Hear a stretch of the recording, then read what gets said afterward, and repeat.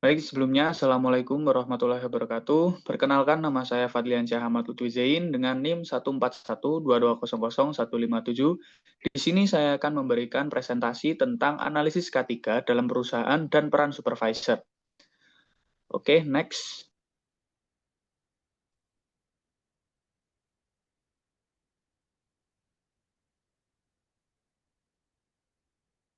Oke, untuk yang pertama ada latar belakang. K3 ini sendiri merupakan aspek penting dalam dunia kerja, khususnya pada proyek konstruksi yang memiliki risiko tinggi.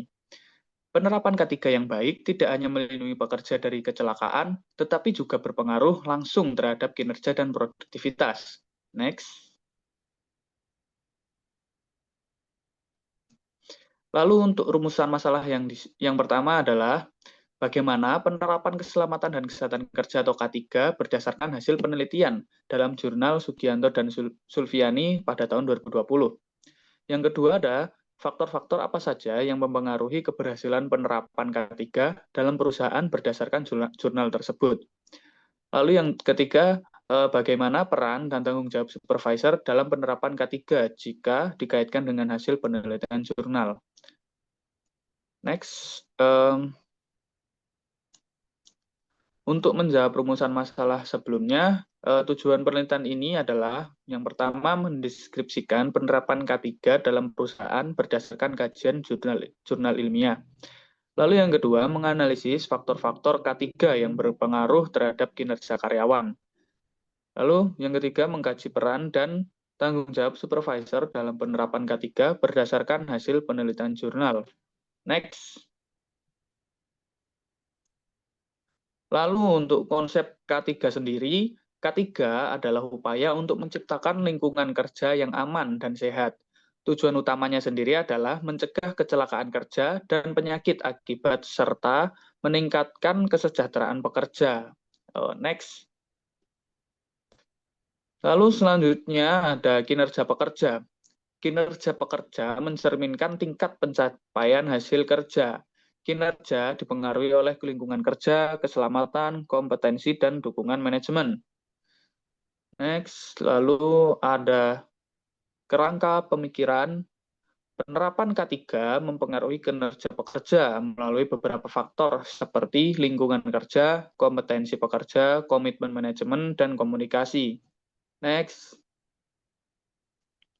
Untuk metodologi penelitian ini sendiri, menggunakan metode kuantitatif dengan objek kajian berupa jurnal ilmiah. Data ini diperoleh melalui studi literatur dan dianalisis secara sistematis.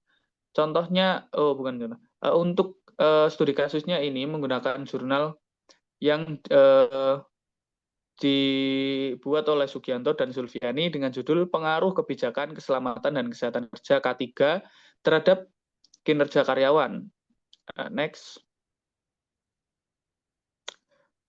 Lalu teknik yang digunakan untuk menganalisis data, ini menggunakan metode partial least square atau PLS untuk mengetahui hubungan antara variabel K3 dan kinerja pekerja.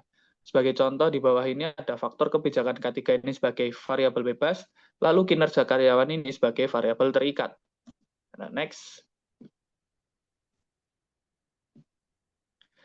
Lalu untuk hasil penelitiannya sendiri menunjukkan bahwa penerapan K3 ini berpengaruh signifikan terhadap kinerja pekerja. Namun, tingkat pengaruh setiap faktor juga berbeda-beda.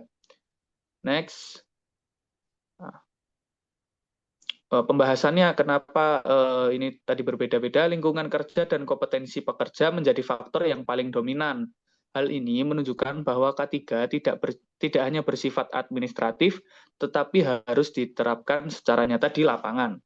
Next.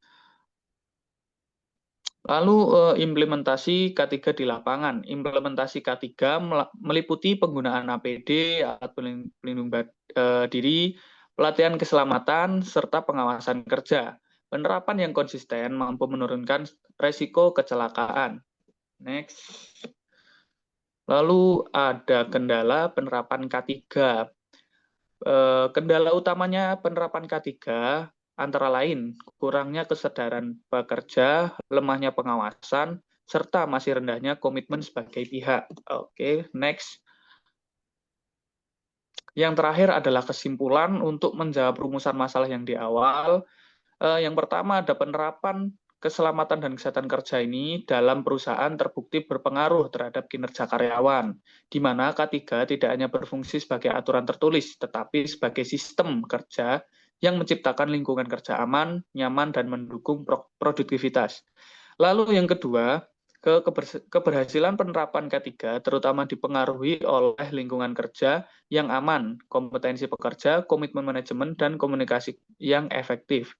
Sementara peraturan tertulis tanpa pengawasan yang kuat tidak memberikan dampak signifikan terhadap kinerja.